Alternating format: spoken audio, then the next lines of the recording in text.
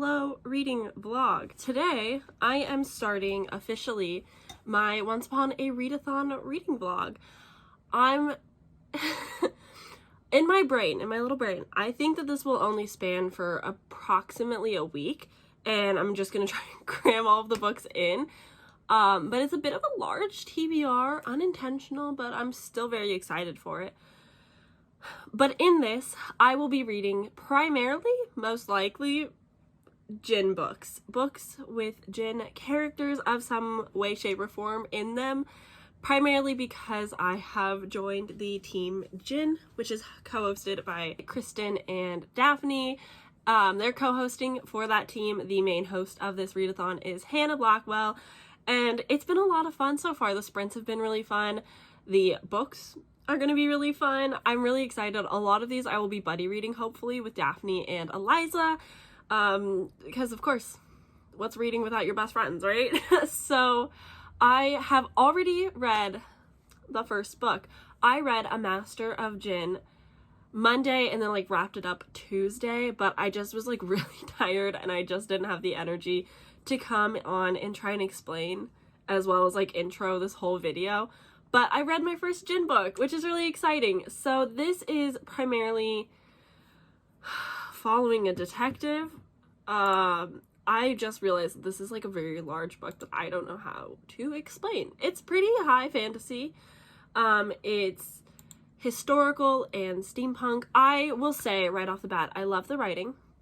I also really enjoyed the setting and the mythology, the lore, all of that stuff that goes along with it. I learned actually a lot about Islamic faith, which has jinn, angels, and humans as God's trio, and I thought that was really interesting, and I'm really excited to learn more about jinn.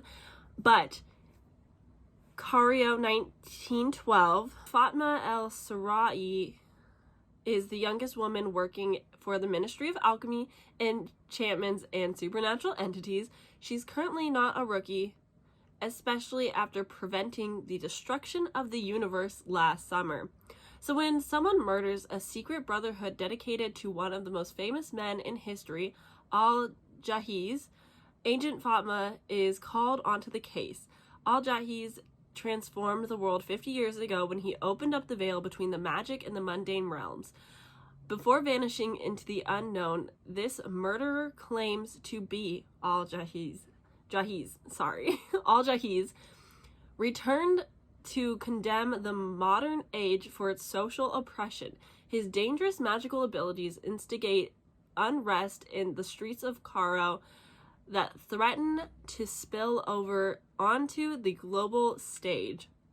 Alongside her ministry colleagues and her clever girlfriend, Sidi, Agent Fatma must unravel the mystery behind this imposter to restore peace to the city or face the possibility he could be exactly who he seems. I thought this was very well written. This is the same author who wrote Ring Shout, which I haven't read yet, but I have plans to in December. I'm even more excited. That one is shorter though, so it's a little bit less daunting. This was a bit of a longer audiobook for me. I was listening to it for 2 days, which is not long, but because it's higher fantasy and it's a lot of new stuff that I was learning, there were moments where I just blacked out and just spaced off and was I'm too much. But I really loved her main character. She is incredible. I really loved the dynamic and the conversation about women in this story because, again, we're following women primarily. And I really love the conversation about feminism and stuff, especially seeing as a man has written this, and I thought it was very well done. I loved her and her girlfriend so much, so cute. I really loved the mystery throughout the story, and the ending was very epic. This is apparently a series, but this is the book, and then there's 0.5, 0.75s, and I don't think I'm going to read those because I just don't think I care enough, but I had a lot of fun with this story. I gave it a 4 on Goodreads. It's more like a 3.5 just because I wasn't obsessed with anything. I did really enjoy it, and it has to be rated a 4 minimum because his intelligence, my intelligence. Like, he's a phenomenal writer, and I need to give credit where credit is due. But for me, like, there were just times where it was a bit slow and I was a little bit bored, and I wanted the pace to kind of pick up and get moving along. But yeah, I did really enjoy it. I thought it was really, really fun. So with that said, I have a lot on this TBR that I want to get to. I don't want to make promises and then not follow through, but I will tell you the ones that I have through my libraries right now, so that those are like for sure going to be read. So I have This Woven Kingdom by Tahar, the author of the Shatter Me series. I'm really excited. I think This Woven Kingdom is a duology, maybe. I know the second book recently came out or is coming out soon. Either way, This Woven Kingdom I want to read. I'm going to try and pick up The Stardust Thief. I'm going to try and pick up Spice Road. I'm going to try and pick up City of Brass. But I'll check in when I start the next book. I think I'm hoping to read City of Brass today and pick that up. I have the audiobook, and it's also on Kindle Unlimited if you were wanting to read it.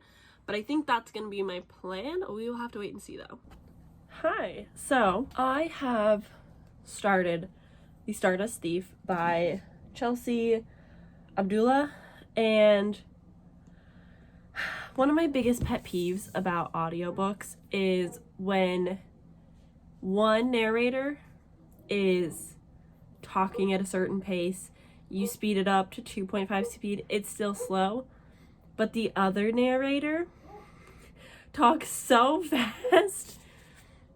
Drive me crazy. You know what else is driving me crazy? These dogs. But I have started this. This is the Fairy Loot Special Edition. I'm not actually reading it. I just wanted to grab this to show you guys. Please give me the book. Jacket. Please get naked. Oh my god. Please? So, this is the special edition. I do also have the Book of the Month, like, standard edition. So if I do want to pick it up and read along at any point, I can. But we are following, I'm assuming, her.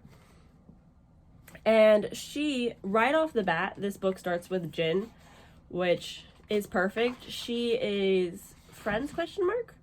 With a djinn. So yeah, it starts with the tale of the djinn. How pretty. And so she is traveling with a djinn. And then we've got a male's perspective, which is, I'm assuming, one of them. Probably that one? Yeah. He's really white in this picture, but darker here. Don't know what that's about. Anywho, we're following them, and I don't know fully what the story is about yet. I do know that Eliza loves this story, and I do know that it is inspired by Arabian Nights. More specifically, like, the tale of Aladdin. I don't know how much of it is going to be based off, like, Arabian Nights, Aladdin mythology, lore, whatever, or, like, Disney Aladdin. I'm assuming the former, but I will have to wait and see. I am enjoying it so far. I don't know a whole lot except for I know nothing about our male characters so far, except he is royalty and she is not, and she's traveling with a djinn because her family is dead, and that's all that I currently know. Inspired by the stories from 1001 Nights, The Stardust Thief weaves a gripping tale of a legendary smuggler, a cowardly prince, and a dangerous quest across the desert to find a magical lamp. Neither here nor there, but long ago. So yeah, that's kind of what I've gotten from it. We've got a prince and a not princess, and they're gonna fall in love at some point. I think this is a duology. I'm not entirely sure, but the second book hasn't come out yet. But this is what I'm reading. I'm listening to the audiobook, and it is going to take approximately 6 hours. It is 8 p.m. right now. There's no way I'm finishing it tonight. But I am going to get started on it at the very least. I'm taking some Bookstagram photos tonight. Oh my goodness. I'm losing the plot.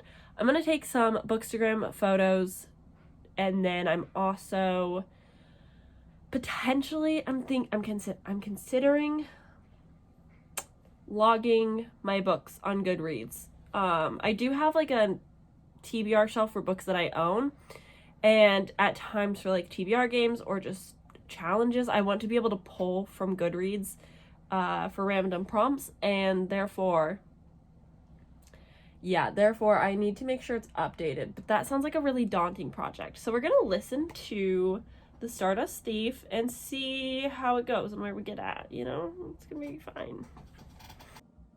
Editing Sam, realizing she never once updated on The Stardust Thief. I don't know what happened. This vlog is so chaotic and all over the place and just like not great, so my bad. But hey, yay for book reviews, I guess.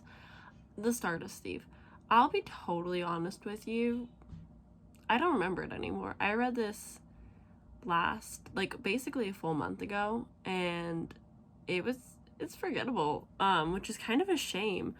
Definitely something that I'll have to read again. I just remember them being in the desert a lot. And I remember it's like an action adventure, and they're in the desert so much, so often. I liked the relationship between her and her bodyguard Djinn. That was so good. I don't remember the other guy whatsoever. The one that they're like traveling with to find the lamp. Don't remember. Did they find the lamp? I don't remember. I feel like my brain was so fried in June that I head empty. Anything that I read in June is such a bust. The Fourth Wing hangover was so real. The mental stability of myself was so not real that I have blacked out the books that I've read, and I am so sorry. This is not my best angle, but we're just gonna roll with it. I get to that point where I have to like film 7,000 different clips in one day. But hi, I have accidentally finished This Woven Kingdom by Tahara Mafi. That sounds right. The Shatter Me author, you know. I read This Woven Kingdom today. I started it yesterday. I was playing video games with Austin and just like hanging out. Oh yeah, Goodreads has been down all day. Never mind. So I was hanging out with Austin and playing a video game, and when he was doing a business thing, I was listening to the book, and then today at work, I finished it. It was a steady 3, maybe 3.5 star the entire time. Like, the characters were fine, the plot was fine, everything was fine. There was nothing spectacular, but it was like a good time still, and I was very engaged with the story. It was very easy listen. I thought it was good. And then like the last 10 to 20% happened, and my god. What? I did not see any of a lot of things coming, and the way that it ended had me laughing. I was laughing this like final chunk. It's when the tension is real high, stakes so high, things are happening, oh my goodness, and then like I'm just cackling. It was so entertaining. So I bumped it up to a 4. It was gonna be a 3.5, but the ending really bumped it up to a 4 for me. It was so much fun. Although the rest of the book doesn't really feel like a 4-star, I just thought it was so much fun, and I'm very excited to see where it goes from here, because the way that the cliffhanger ends off is so funny and so entertaining, and I adore it. I thought that was so good. I really enjoyed the romance parts. It felt a little bit insta-lovey, and I'm not sure what that might have been about. I have like this feeling like it's because our main character is a djinn, and so maybe there's like magic involved, and that's why the prince was so insta-lovey. I'm not really sure, but I enjoyed their romance, and I thought like their scenes were really cute. There's this one scene where he like finds her room, and she's like not quite modest in her undergarments, and he's just like, she's so hot. And then she's like, okay, close your eyes, I need to change. And he's like, don't think about her naked, don't think about her naked, don't think about her naked. And I thought that was so funny and so cute. It's very young adult, very like out of high school, first real relationship kind of vibes, and it was so cute. I really like them. When will I finish it? I think it's just a duology. I hope it's not a trilogy. I don't know though. But the sequel has been released. I think it came out earlier this year. So I definitely want to, I will definitely continue at some point. I don't know when though, but it was really cool having like a main character who was djinn rather than like djinn side characters or djinn in essence around. I thought like it was a very unique take. I really enjoyed the secret mystery to her. I thought it was good. I thought it was very interesting and fun. So another one bites the dust. Tonight I'm hoping, the plan is tonight to start City of Brass, and then tomorrow at work listen to Spice Road, and then potentially read more of City of Brass. It kind of just depends on how timing works out. I'm also like doing other things with life, so that's kind of the goals. But those are the last two, and I'm really excited. I'm just on a book high.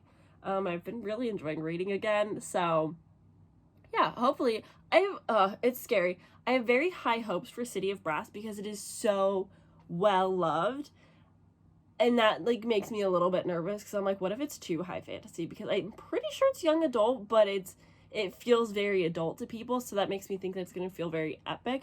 Luckily, it's on KU. If you're interested in City of Brass, it's on KU to give it a shot. I have the audiobook through Hoopla, and I'm just gonna like mixed media read it, so it should be easier to digest rather than just listening to it.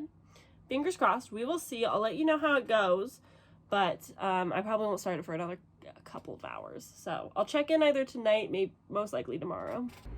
We're at my office and it's very warm, but I finished Spice Road a little bit ago, and it was very unremarkable. It's definitely a book that I want to revisit when the series I think is complete and out, because I don't remember anything. Like the plot, nothing. The characters, I didn't care. I just had no attachment to any of them. I really enjoyed the writing, but it just like wasn't enough for me, and I don't think I was able to give it the attention that it needed at the time, and so for that reason, it wasn't great. I gave it a 3 stars. It was literally just fine.